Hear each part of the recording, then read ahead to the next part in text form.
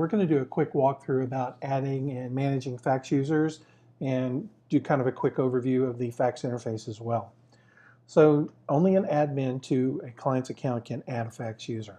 In order to do that, they would go to the users, select one of the users that's already been created on their account, edit that user, and you'll notice down below the roles section, there's now a Cytracom Fax section. You'd click the slider on to enable fax for this user, and then decide which of the two fax roles you want to give them. An admin basically can control the fax numbers, can control all the other fax users, and can see all of the fax history, outbound, inbound. Somebody who has a fax user role can only manage their own faxing.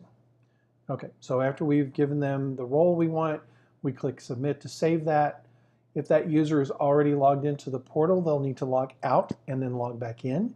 Once they do, they'll see that they now have fax up here among the tabs at the top of the portal page. We click on fax. It will take us out to the Cytracom Fax interface. So the first thing we need to do is we need to get a fax number associated with this user.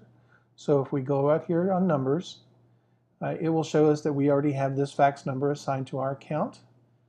We'll click the little wrench over here to the right, and we're going to add a user.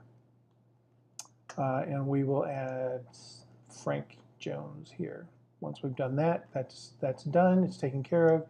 We can close this box, go back to the fax section. Now you notice that this number shows up as my fax number. So any fax coming into this number is going to send directly to the email address for this user. Okay, that'll show up in my email. There's a couple of different ways to send a fax. Number one, you can drag and drop files right here to send them out. Just put in what number you're sending it to. One thing to note is it needs to be an 11-digit number, meaning it has to have the 1 in front of it, no matter whether it's local or not. 1, area code, and then the telephone number of the fax machine you're sending to. You can either drag and drop a file here to fax it out, or you can click select and then go explore and find the file that you're wanting to send as a fax. Okay? And then once you've done that, you can decide whether or not you want to send a cover page with it, and then click send. So if we click on the cover page, you can give it add the details you need to have. Deliver to, subject, notes.